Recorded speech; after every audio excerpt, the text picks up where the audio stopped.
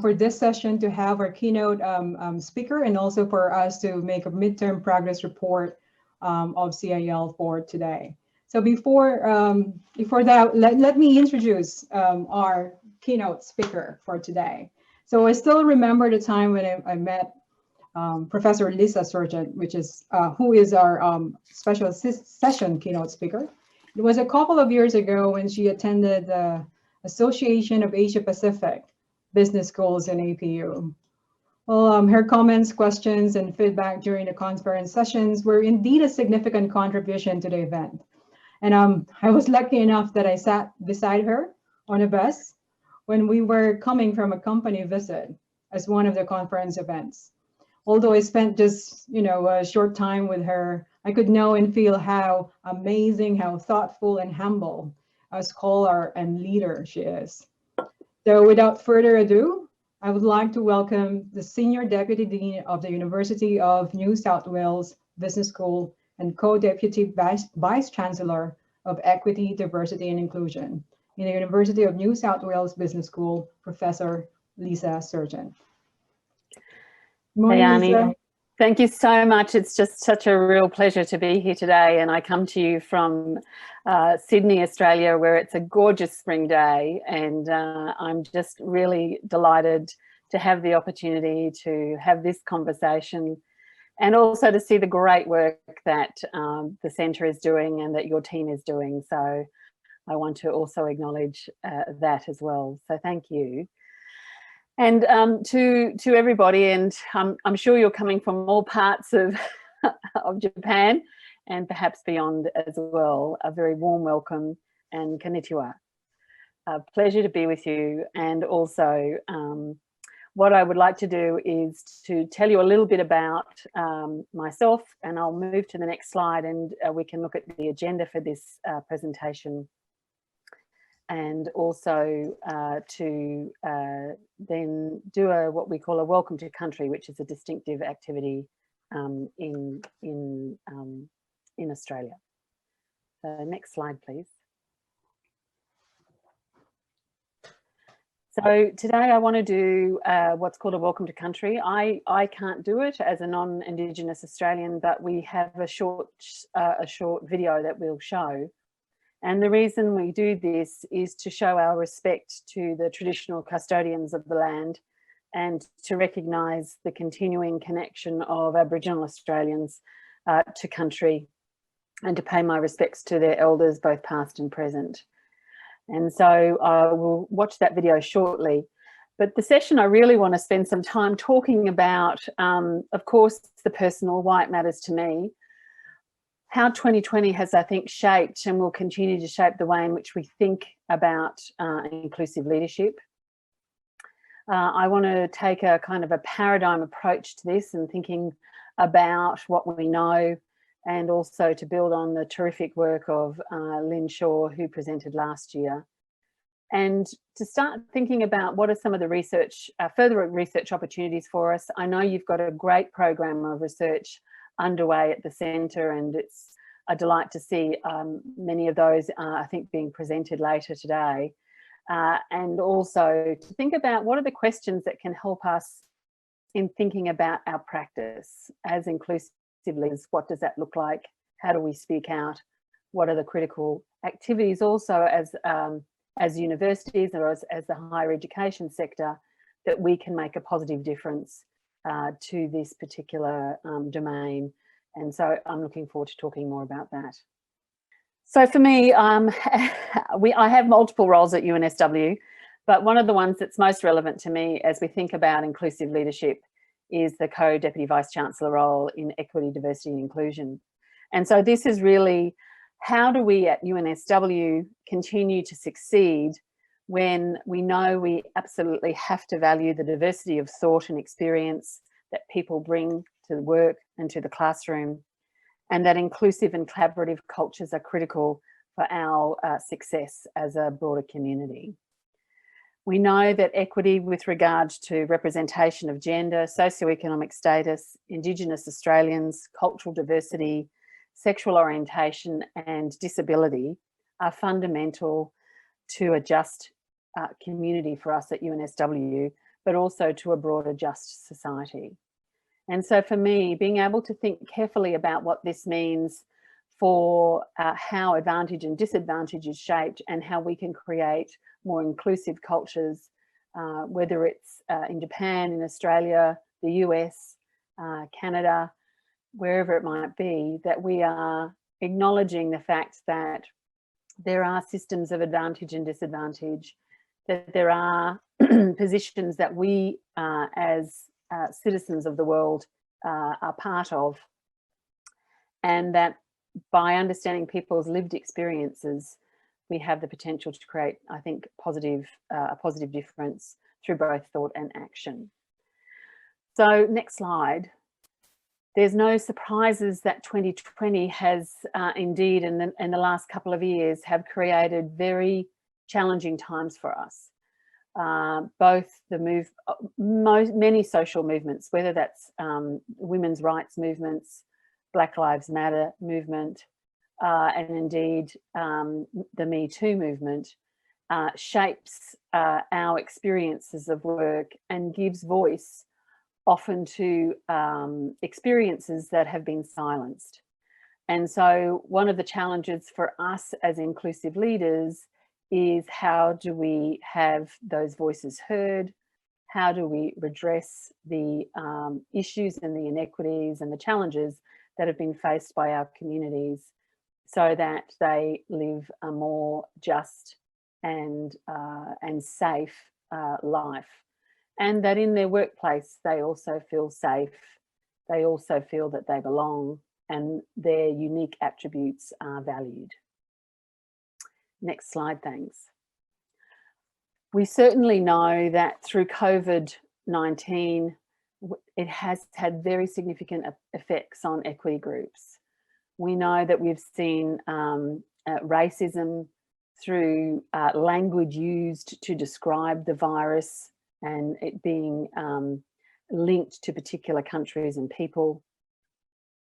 We know that there have been big challenges for people who have been in lockdown, particularly as it relates to domestic and family violence. And so how do organisations respond to that violence? How do they create safe spaces for their staff? This is certainly an issue that we at UNSW have had to address, and we've had to have safe spaces for people to come to work, even through our stay-at-home orders, so that they have place and safe places to be. We know that there's been higher risk of job insecurity for women and migrant workers. We know that we've all had to do this amazing pivot to working and studying online, and that's created accessibility issues for people. So for people who are neurodiverse or that have people with a disability, for some of them, actually the online experience has been more challenging. For some, it's actually provided greater opportunity for them to have accessibility. We know that oftentimes there's been decreased productivity because of increased family and caring responsibilities. So we know for some people, they've had to actually take on educating their children at home, as well as holding down their job. And that's been an incredibly demanding experience. And I imagine this is something that has also been experienced by your staff as well. I think every country has responded differently to COVID-19. I know even in Australia, in Victoria, which is one of our states, we've had full lockdown, and we've had full lockdown pretty much since March. So that meant literally people were not able to leave their houses, or they were able to leave their houses for 1 hour a day. And so this has led to very significant consequences around mental health, and certainly also around caring responsibilities, and just being in very small and confined spaces for extended periods of time, I think has been very challenging for everybody. And I applaud everybody on this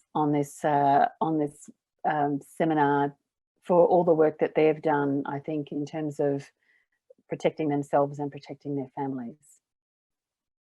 We also know there have been increased risks for vulnerable populations. It is the case in Australia that the most deaths that have occurred for us have been in aged care, a very different system for caring for our elders than would be the case in Japan. And so we know that they've been at much higher levels of risk, but we also know that as with age and also with disability and with comorbidities, these people have been at greater risk. Mental health and well-being, including exacerbation of existing conditions, has been something that's been uppermost in our minds at our university, and we've spent a great deal of effort and time and energy to make sure that we're providing as best mental health care as we can for our staff and for our students. It's been an enormously challenging time for our students, in particular our international students, and their capacities to actually earn a living while being remaining in Australia. So very, very challenging times. I'm sure there are distinctive issues also that you've discussed and will probably discuss today around particular issues relating to Japan. We still have, of our international students, probably a third of them offshore. You may have a similar number, it might be even more than that. And so, of course, there's challenges here about who can actually get back to Australia and back to Japan. I know our students are dearly missing the campus and look forward to returning. Next slide, thanks. So I thought one of the ways that we could start to think about what might be some new ways of thinking about inclusive leadership is to think a little bit about Burrell and Morgan's work, which is work from the late 1970s and of course picked up by other organisational researchers through the 1990s and into the 2000s. I think it provides just a nice simple framework for us to start thinking about the types of research we do and the ways in which we can think about research, particularly as it relates to inclusive leadership. So how do we study inclusive leadership? I think Burrell and Morgan do provide this nice example.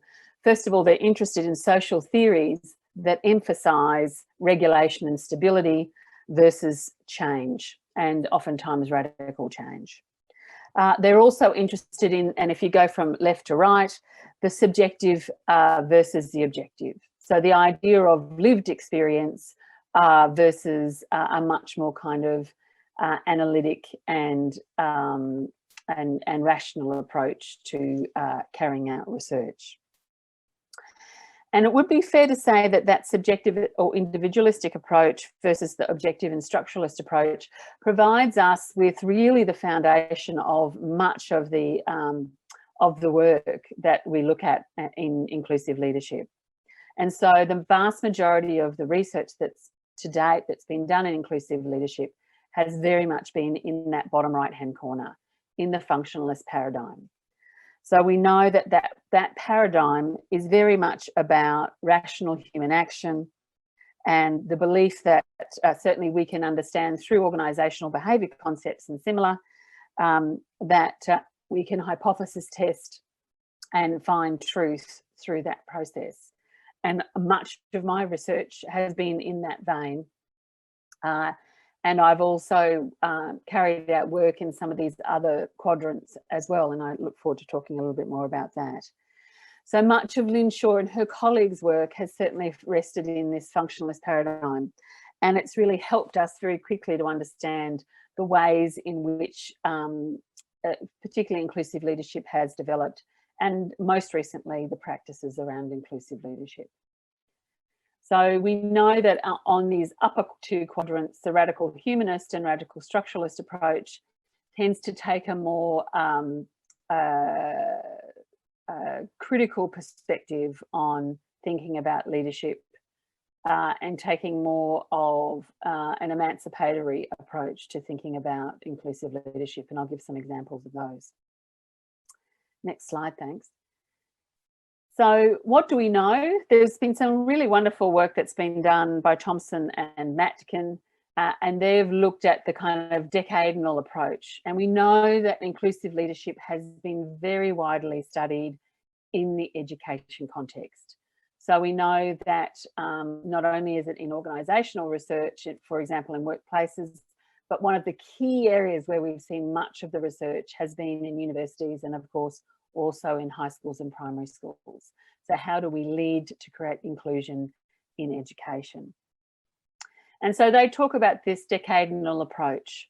And so the first decade is this nascent approach, the second decade is formative, and the third decade is a contemporary approach to thinking about leadership and inclusive leadership in particular. So next slide. The nascent approach is really about the benefits of inclusion for followers. So very much taking that social psychological approach, using social identity and thinking about optimal distinctiveness theory, and having those two core categories, uniqueness and belongingness, or two core attributes that shape the opportunities for inclusion for followers. What's missing out of this research is really the bridge concept from the diversity literature and the desirable outcomes that might come from diversity. Next slide, thanks. And so we see the second decade as really helping to inform our understanding and creating this bridge. So this sense of how do we get to much more understandings to actions of inclusion. And so we talk about processes of inclusion and strategies to enable it. We see the intercultural communication as a bridge to better understanding how we can create inclusion and meeting those needs of belongingness, as well as retaining our novelty and uniqueness. And importantly, the role that leaders play in facilitating inclusion is also critical in this particular decade. And so we move to the next slide, which really takes us into the 2000s. And what that does is shows us very much about the process of inclusion. So talk specifically to the practices, to the contingencies approach, and how we importantly create inclusive work environments. And so this is this idea of diversity and climate. So Lynn moves away from just talking about uniqueness to actually talking about diversity, climate, and also how we create belongingness. And so the types of things that we see being important to facilitating belongingness is ensuring justice and equity, two very important attributes of the organisational behaviour literature, having empowering people to make decisions effectively, and supporting individuals as members of a team or members of the organisation. And the message to employees is that you're an insider and that you belong. And so this is this piece around how do we create belongingness. The second component, of course, is this uniqueness. And the uniqueness comes from saying, absolutely, everybody here is unique. They bring an individual set of skills and attributes, and we value those. So we don't want people to be more of the same. We don't want people to just carry on and agree and not make unique or novel contributions. And the message here to employees is that you add value because you're different to the other members. And so that provides, I think, an interesting, if you like, jumping off point for us to thinking about those processes. So if we unpack this a little bit more, then we can ask ourselves, I think, a broader question and start to think about this more interpretively, and we can start to think about those other three quadrants as a way of building out a better and greater understanding. And I know from your three pillars that you are very interested in both case method, you're interested also in pedagogy, and you're interested in the pure research and what that can tell us about inclusive leadership, particularly as it relates to your local communities, but also more broadly across the Asia Pacific region. So what can we learn from these other quadrants of social theory in helping us to better understand the issues around inclusive leadership research? So if we go to the next slide, we're interested in these other three quadrants. We know the functionalist paradigm is well managed, and I can absolutely see that in the research that's being done at the centre. And I think we're also seeing some research in these other areas at the centre as well. And so what we're really interested in here is, how do we broaden out our understanding? And so I call this the wide open road, which is there's an expansive opportunity here for us to understand what we can learn about a more critical approach to inclusive leadership, and importantly, what it means for our practices as inclusive leaders. So we know we can think about our pedagogical approaches, how we teach inclusion. We can think about how we use cases. We can think about the lived experience of individuals, the as it is experience of people in organisations. And I think this is really important for us and helps us to better understand those opportunities. And so we'll go to the next slide. And what I'd like to do is just step back a little bit and tell you a story of one of our students who is an Indigenous young man. So next slide. His name is Andrew Olson. And he talks about this idea of walking in two worlds, and that this is his reality as a young Indigenous man who's also a HR practitioner. And he works for one of the big four. He's at KPMG in Sydney. And so the reason I tell Andrew's story, and it's publicly available, is that it really helps us to better understand his experience. And his is not an experience of belonging. And so I want to tell you a little bit about that and what that means, and to provide, I guess, a broader social cultural context here. Remembering that we started with a welcome to country, and that welcome to country was from an Indigenous elder and Lloyd Walker. And he told the story of really us, we colonised Australia a little over 200 years ago. And that colonisation meant that Indigenous Australians were dispossessed. And so it wasn't until 1969 that they actually had rights in Australia. And so this story is an important one to tell, because it's a story of human rights. It's a story of self-determination, but it's also a story of organisations are a microcosm of society. And so our challenge is not just about what happens in organisations, but more broadly, how do we create systems, policies, law that support equal rights for all people in our countries. And so Andrew's story, and he explains this, that he's really feels that he's pulled in quite different directions by his culture and by his professional career. And that for most Indigenous Australians, operating in two worlds is something that they've grown up with and have become accustomed to. And that the both worlds overlap, but never truly align.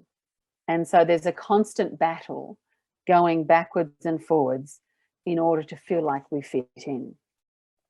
This was the case at university for him, and also being the only Indigenous person in his workplace.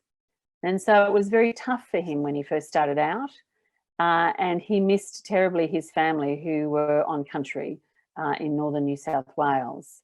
And he felt oftentimes like he needed to walk away, and he decided out of stubbornness that he wouldn't, and because he didn't want anyone telling him, I told you so. And I have to say that oftentimes the stereotypes of Indigenous people can be very negative, and the challenge for him was he wanted to change that narrative. He wanted to change that stereotype, and particularly the stereotype, particularly of Indigenous professionals and what that means. His family was fundamental to his success and the success that he still has today. And they understand the importance of setting a positive example for others. And that's what gets him out of bed day in and day out. So the walking in two worlds for him is very challenging. It's fearful and it's lonely, and it's a real thing for him. He has the added pressure to prove himself to others and to prove that he has the right to be there because of the utter oppression that his people have experienced as a result of colonisation of Australia. And so he works with other Indigenous young people and other Indigenous candidates who come into KPMG. And he says that this is most challenging. And what he really tries to do is to ask people to see the world through his eyes. And this is where the interpretivist approach and perhaps more radical approaches help us to better understand how we can broaden out and deepen our understanding of leadership and how we can create more inclusion in the workplace.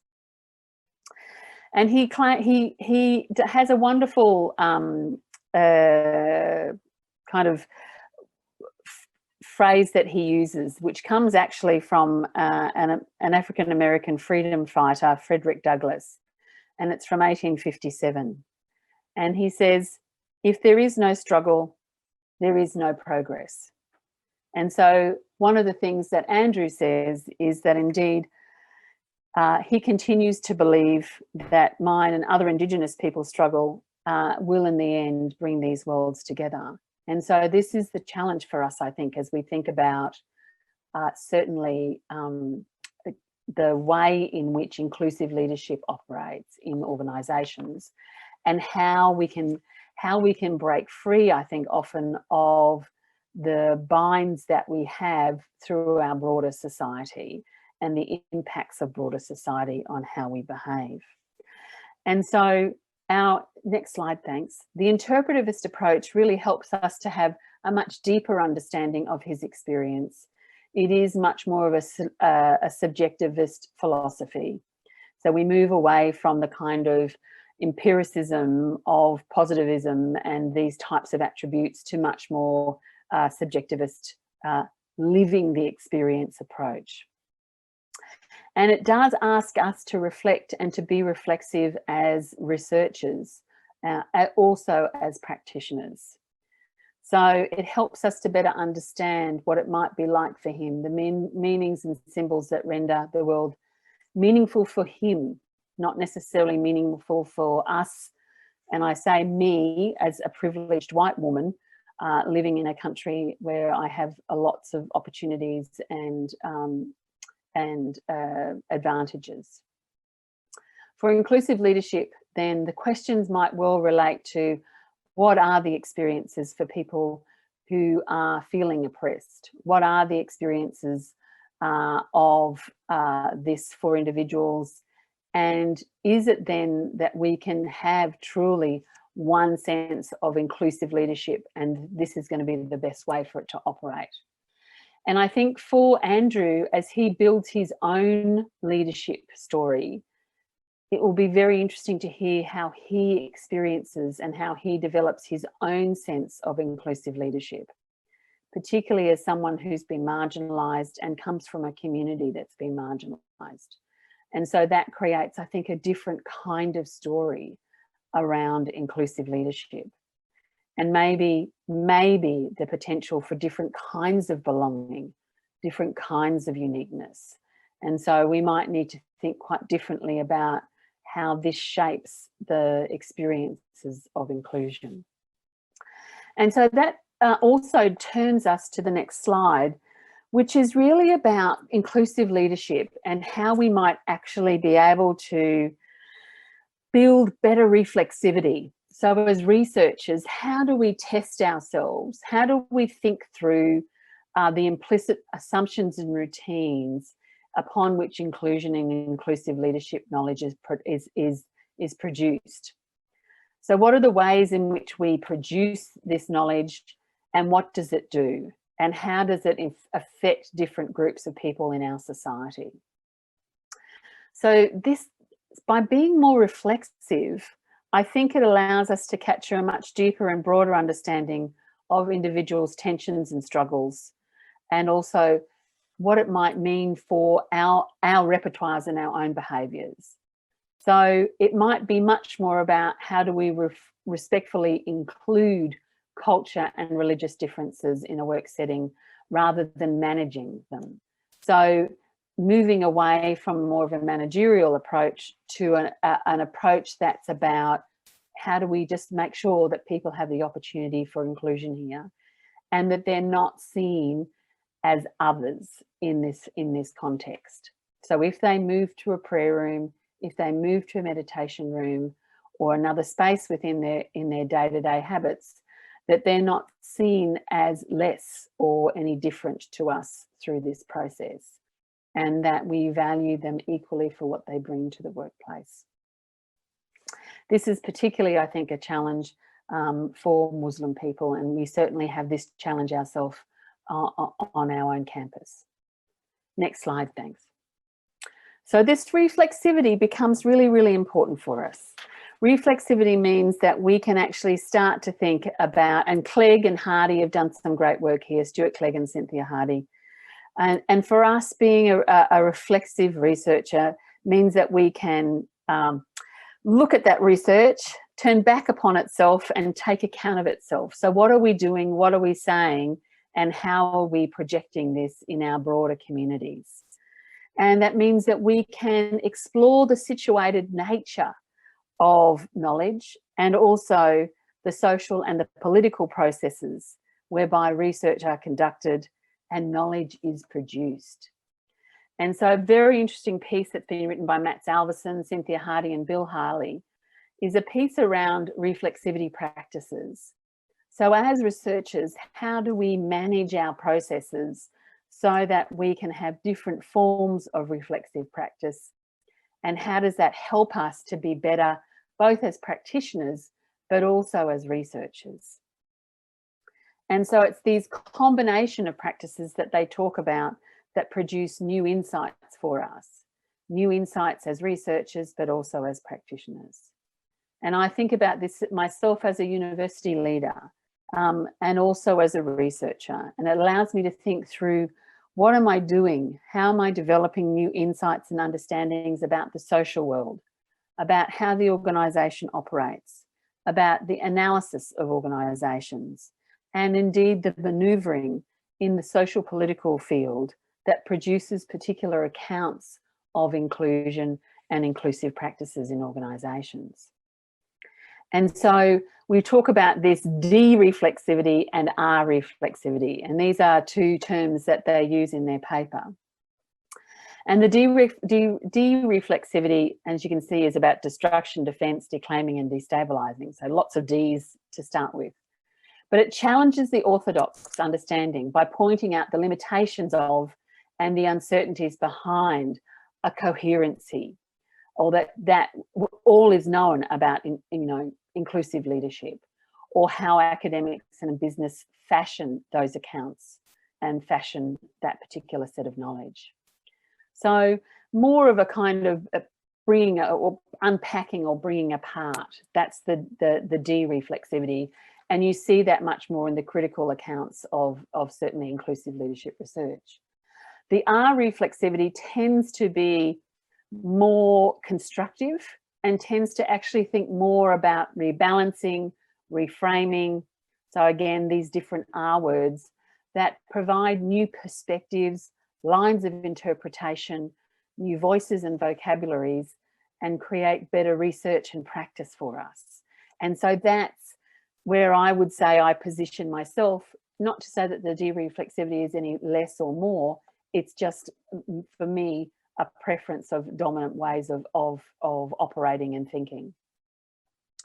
And so next slide, when we think about this reflexivity, we see it much more in those upper two quadrants of research opportunities, I think, particularly for inclusive leadership. And so it challenges, back one, thanks. It challenges the concept of inclusion and inclusive leadership, and also creates this kind of grand narrative. And the challenge here is supporting stability and status quo maintaining. By just thinking about it like that doesn't provide us with a more nuanced understanding of what might be indeed cultural differences in inclusive leadership, or indeed other forms of inclusive leadership practice. And so we know that if we connect to postmodern thoughts, then we actually have a hybrid changing and mix of inclusive practices. And this creates more dynamism for us, actually, which is rather exciting. It creates more opportunities for us to think about how inclusive practices might differ from the boardroom to the shop floor. It might help us to think very differently about how intersectionality and other identities, culture, sexual orientation, gender, can create new ways of thinking about inclusivity. And it creates dynamism, I think, at the centre of that work. And that can create energy and, I think, new perspectives on what happens and how it happens. And so with the postmodernist approach, we certainly see more emancipatory ways of thinking about inclusive leadership, and the ways in which we can create opportunities to kind of question those other perspectives. And then if we go to the far right-hand quadrant, we see much more of a critical management perspective. And of course, this focuses purely on these power structures, on post-colonial theories. How do we deconstruct those? What does that look like for us? How do we recreate those oftentimes in organisations? And how do we need to actually colonialise our structures and places? And so here the inclusive leadership focuses on the privileging of some over others, the oppression of some over others. Inclusion may be seen often as creating tensions and struggles between different groups. And I think this is certainly still the case if we think about the women's rights movement and the opportunities for women still in business today, that this is an ongoing tension and struggle. And that I think the social movements field helps us to better understand how relationships with unequal power shape our opportunities. And so I think actually inclusive leadership research can play a really fundamental part here in facilitating indeed progressive and social change. And it's certainly not about reinstating, if you like, problematic authority relations, but calling them into question and thinking much more about critical performativity. So breaking away from attempts to just think about there's one way to do this. And so next slide, thanks. This leads us, I think, to an exciting, wonderful, wide open road. And so this allows us to think, and this is a photo of an Australian outback, I'm afraid, and it is exactly like this. And I had some wonderful friends who visited us actually from Europe, from France, and they were driving in outback Australia, and they phoned me and said, I don't think we're going to get to the next city. I can't see anything. All I see is wide open road. And so I use this metaphor as, I think, hopefully a liberating and exciting way to think about inclusive leadership research, because I think there's great opportunities for us to really broaden and deepen our opportunities. And so next slide, thanks. I think one of the ways we can think about this is to bring voice to, and multiple voices to, inclusive leadership. What does it mean to be a minority or oppressed in a society? What does it mean for me to perform inclusive leadership? How do I do that? How is that fundamentally different for me as opposed to somebody who's in a very privileged position? Where does inclusive leadership break down? I think we've all seen it. We've seen inclusive leadership break down. Even our best, even our most fabulous leaders have had moments where they've had to reflect on a statement they've made, an action they've taken, and it's deeply ingrained in us, right? You know, our missteps, our privileging of one group over another group, unanticipated, subconscious, but they provide us with moments of great reflection, but also progress. And I think that's a really important thing to think about. So where do we see breakdowns and why do they occur?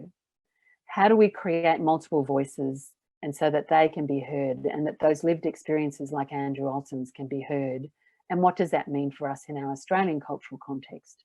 What does it mean in other countries for First Nations people and them having voice and self-determination and opportunities to create wealth and economic prosperity. The second is progressive pragmatism. So continuing to focus on inclusive leadership in the service of broadly emancipatory goals, such as sustainability, activism, decolonisation, and indeed universal design. How do we make sure we're designing, and I'll talk about this in a little bit more detail, so that all people can participate? And when I mean all people, people with disabilities, people with who are neurodiverse, how do we make sure that we're truly creating those environments? And so I think also as we build training and opportunities for people to develop inclusive leadership, we must be thinking about transformative learning models. We must be thinking also about the pedagogy for the privileged. So for those of us that have lived privileged lives, we need actually to have the experience of not being in that privileged life, understanding what it means to be oppressed, understanding what it means to not have the same types of opportunities that we have lived through. And so creating those environments is, I think, very powerful for us. So what do our pedagogies say about our genuine desire to break through and transform people's lives, and also the pedagogical approaches that we use? So let's go and think about practice and think about the ways in which we can actually develop, I think, much more imaginative ways to practice inclusiveness. Next slide, thanks. And I've combined these, or I've divided these rather into three different areas.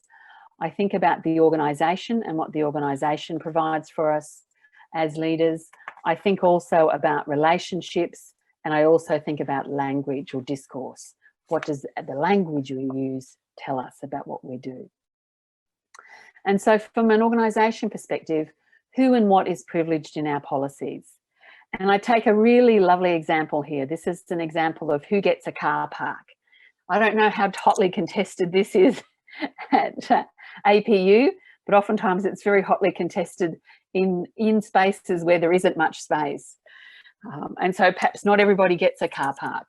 I had the great pleasure of having Sandra Harding as my, first of all, as my head of school, and then my dean at Queensland University of Technology. And then she went on to become the Vice Chancellor of James Cook University in Queensland. And she actually radically transformed who gets car parks at the university. And she radically transformed this in a way that actually put people who needed car parks more at the centre of the decision process. And when I talked to her about this, she said, you need to understand that I'm a Marxist feminist, and that shaped the way in which she thought about who gets a car park. So she felt that the people who most needed car parks were those that lived a long distance away, those that had child caring and child rearing responsibilities, or those, in fact, that didn't have access, or it was difficult to get because of they were people with disabilities, access to campus through public transport. So the closer you live to the university, all things being equal, the less likely you were to actually get a car park. And so this fundamentally changes the way in which we think about who gets it. How do we actually genuinely think about inclusion in a way that truly, from car park to boardroom, changes the way in which we operate? Second question is about who and what is left out or marginalised in our organisational routines. So who can't make the function? Who can't make the event because of when it's on, or the particular type of timing around it, or indeed whether it clashes with significant cultural or religious events? What are our HR practices for inclusion? How do we think about these? And how does flexibility work? And is flexibility for everybody? I think it's been a radical transformation having everybody working from home in many countries. And probably for the first time, people have had that opportunity to really have an enormous amount of autonomy over the way that they work. But I can tell you that there have been all kinds of mechanisms to surveil people through that process. And so it's been really interesting to see the way in which organisations have responded to almost doing hall monitor activities around flexibility and the ways in which people work. And the third component here is about space. And so what does the built environment say about inclusion in our work settings? Who and what is privileged? Is it the gym and the meditation room rather than the gym or the meditation room? So what do we know about accessibility? How easy is it to get in and out of the organisation? How easy is it for it to use our bathrooms? How gender fluid are the titles for our bathrooms? How do we make sure that people do feel included through those processes? So these are our organisational type level questions we can be asking. Next slide, please. As we think about relationships across the organisation, there are absolutely dynamite opportunities for us coming back from COVID to be thinking about that post-pandemic opportunities. And how do we create inclusive leadership? How do we put at the centre of our decision-making inclusion? What does that look like? How are we consciously doing that? What are our principles around this as we come back out of COVID-19 and back onto our campuses and back to creating those environments that are welcoming, engaging, universally designed, and supporting people to have successful and fulfilling educational experiences and working experiences? How do we conduct our online meetings? How do we support people who are neurodiverse? For some of them, it's actually very difficult to look at a screen for very extended periods of time. So how do we make sure we have breaks for people?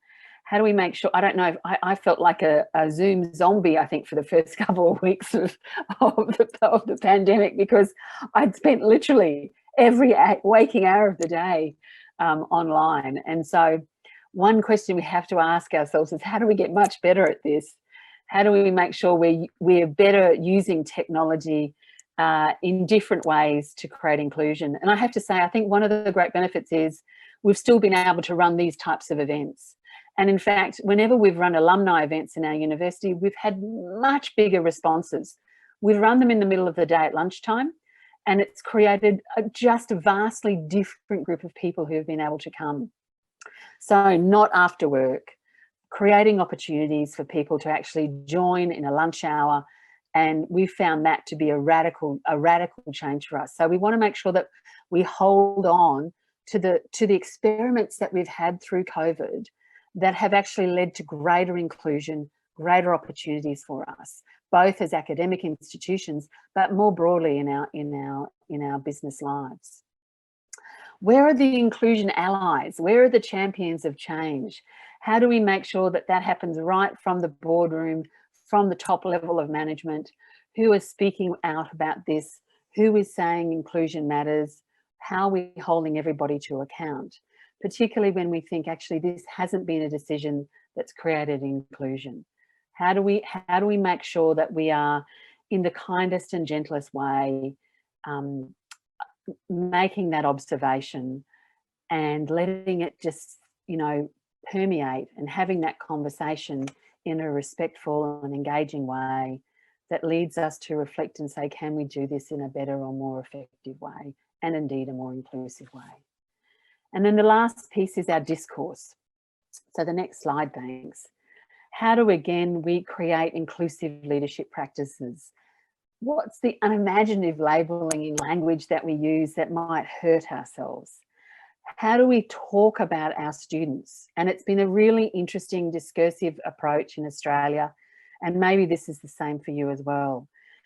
We often talk about international students rather than foreign students.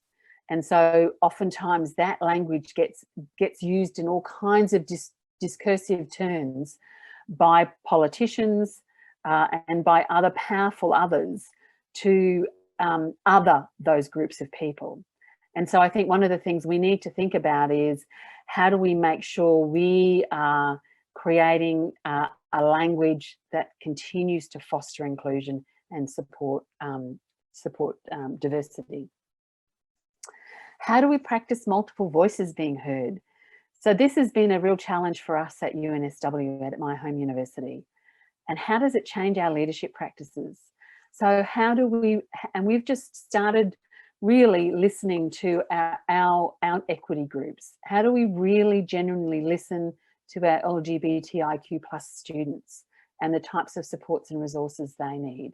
How do we listen to our students who are from a low SES background?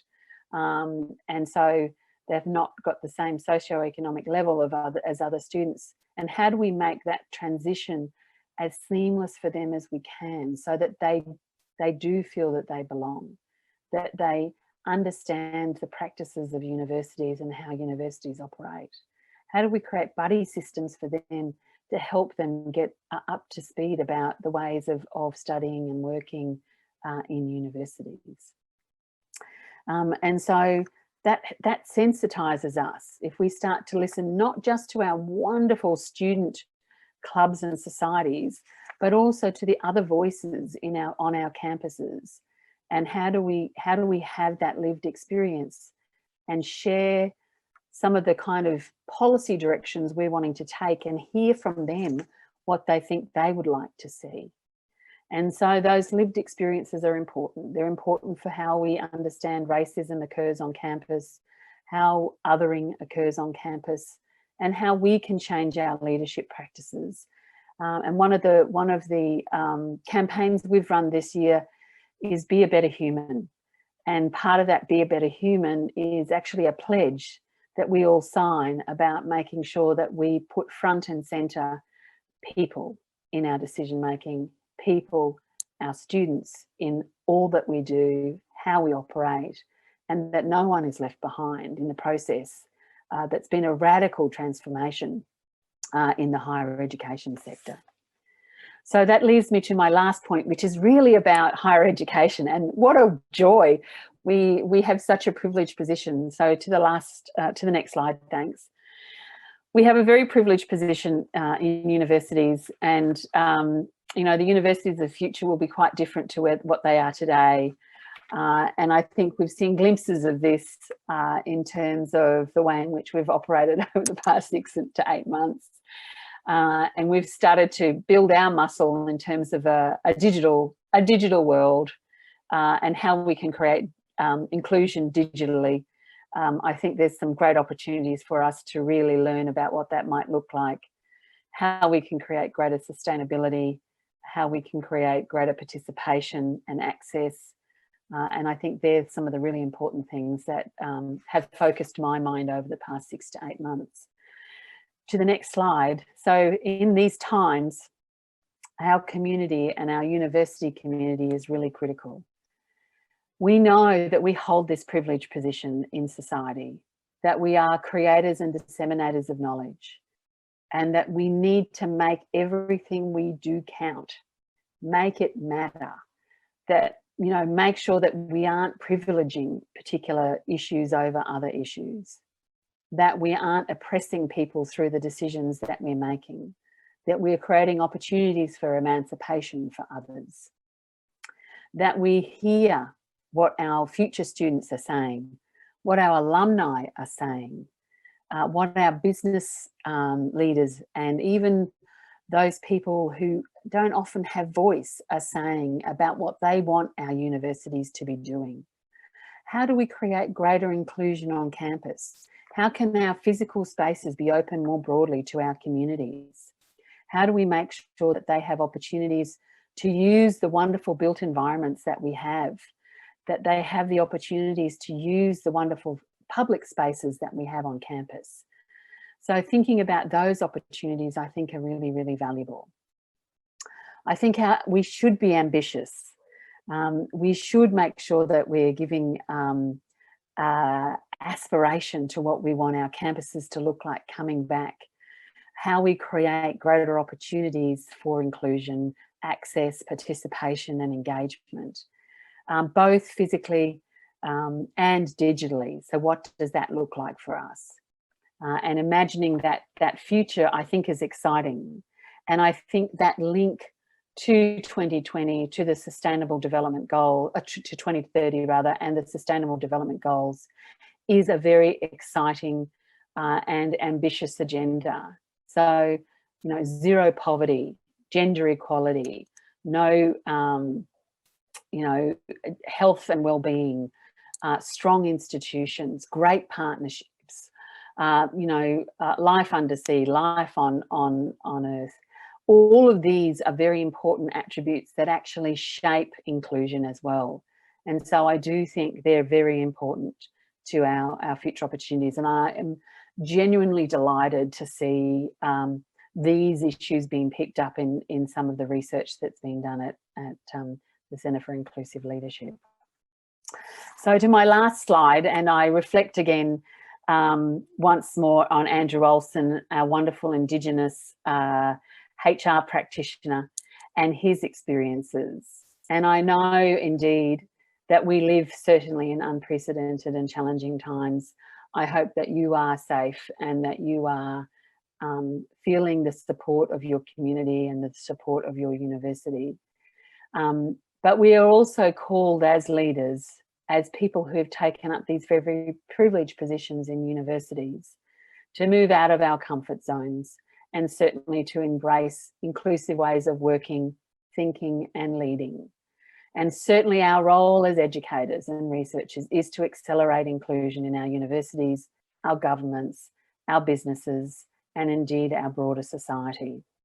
And that leads to, I think, greater outcomes for our society, greater opportunities for our First Nations people to have self-determination, to have the equal human rights that we should all be afforded.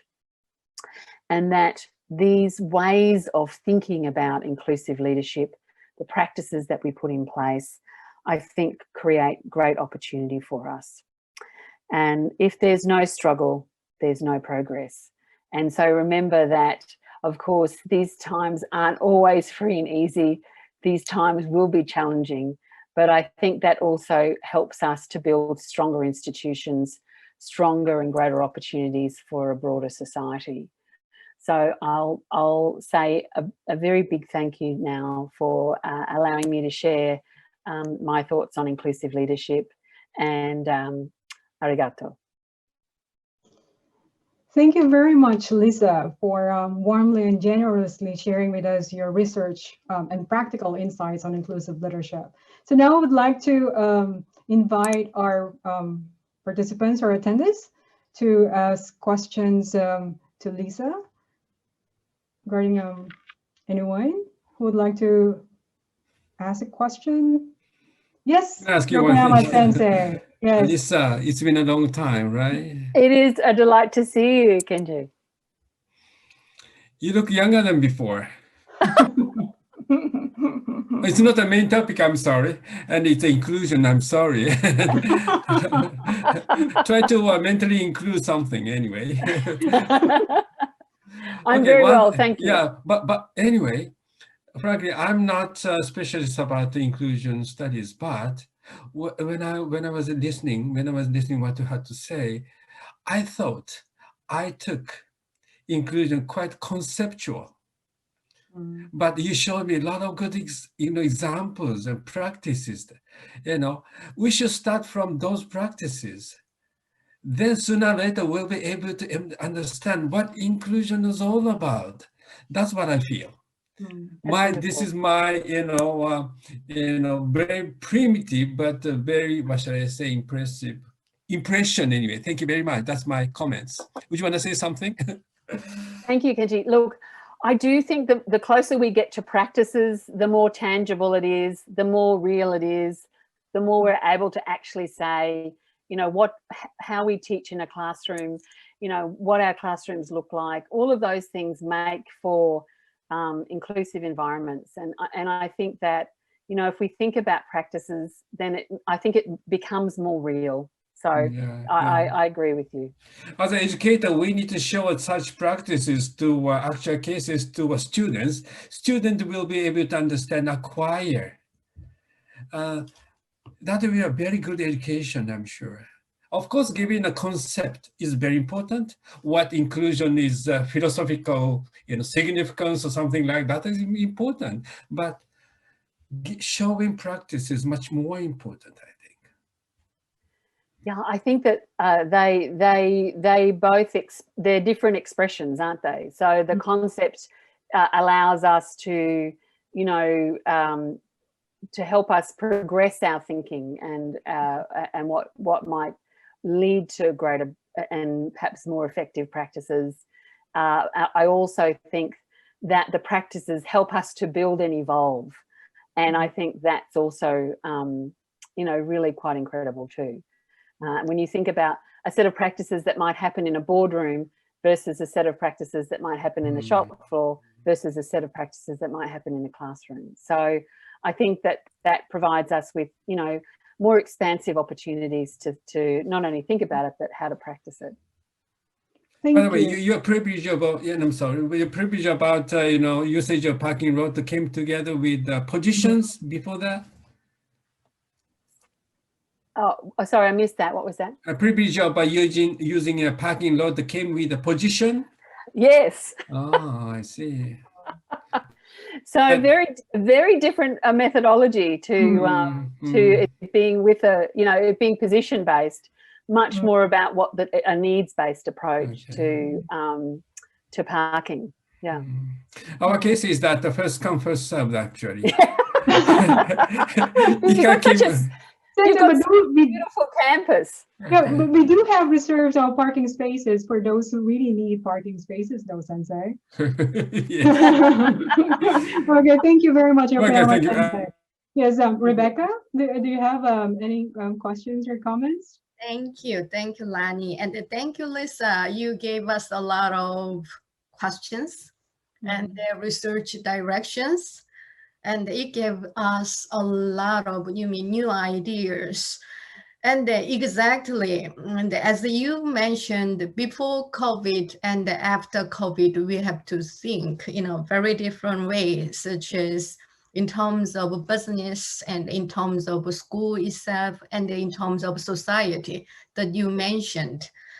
Especially a lot of theories such as capitalism and leadership, this kind of things. Not only the faculty members, I think students and the community members, they will see this in a different way because as Kenji Yokoyama sensei mentioned, we see the differences and we see the limit of leadership during these days in global society.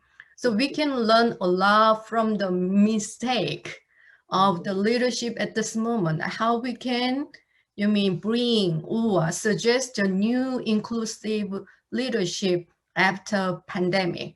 So what do you think, Lisa, how we can, it will be a lot of change, that's what I think. And as you mentioned, SDG, a lot of criticism over there. After pandemic, we should change, business they cannot follow like this. So how we can, rethink or redriven the inclusive leadership research or approach toward the new capitalist area? So what is your suggestion? Rebecca, wonderful question. And I think I can see my life ahead of me. That could be the next 30 years of work, right? I do think that it requires collective thought. And it requires collective thought, I think, with multiple voices. So I think it requires us to have that broad community having that conversation. And so I think it's about, having, it might be that you run, an appreciative inquiry session with your students, with your community, and actually you map out kind of what it is that you want to see in your future and what is the priorities that you want. So as you think and reflect on what didn't go so well, what would you like to see done differently? And that might mean advocating, for policy or legislative changes nationally. It might mean that actually soft influence. It actually might mean, and very much that's the case in Australia at the moment, as we think about the return of our international students to Australia, much of that is actually about soft influence. And so how do we work with both state government and federal government to have our really wonderful students return to us? And so, you know, I think that as you think about that, I think it's a collective, if for me, it's a collective and a co-designed approach. I can't possibly sit in my office and think that I can conjure this up all by myself, because the lived experiences for me are equally as important. So how do I make sure that when we come back, you know, people do experience the campus as welcoming, do experience an environment that is vibrant, do experience equal opportunities to participate and engage in the life of the campus. And so I don't know if all of your students are back on campus yet. Is that the case? Some of our students are back. Some are still trying to come back, and some are still in their homes. Yes. And we've literally had an immigration freeze. I'm not sure if this is the same for you, but even our faculty haven't been able to get back into Australia. So, you know, again, this soft influence process is something that we are constantly working on.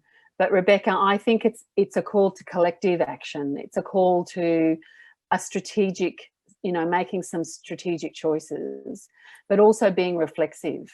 You will know collectively what you think has worked really well on campus. You would have heard that feedback. So think about, you know, we all make mistakes, but it's about how we learn from those mistakes and build back better or come back better from those experiences, so that we are more empowered, we have greater emancipation, and we have greater opportunity for people to equally engage in whether it's the classroom or the workplace. So it's not an easy answer, and I do think it's something that has to be collectively approached. Exactly. Thank you very much, Lisa. Thank you. Thank you. Thank you very much, Rebecca and Lisa, for that. In the interest of time, I'll have to end the Q&A session here. So Lisa, thank you very much for sharing your insights. Yes, inclusive leadership research is a wide open road, as you said, and it does have this power to better our organizations, higher education, and our societies for all in general. So thank you so much for that. So I would like to take this opportunity to report to you some of the things that the Center for Inclusive Leadership has done so far.